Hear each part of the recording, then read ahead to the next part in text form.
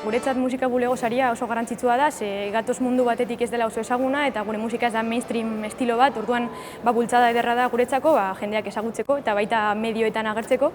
eta ematen digu kristonako gogoa jotzen jarraitzeko baita. Sí, porque nos ayuda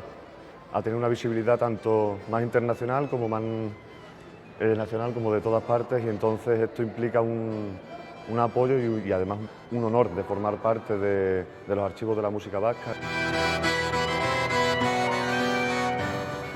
Batez ere, adibidez urrian daukagu kontzertu multidisziplinar bat, eta gure taldea pixkat irekita dago beste aukera batzuetara, eta normalean audiovisualak edo poesia, antzerkia horrelako gauzak, eta gure nahia da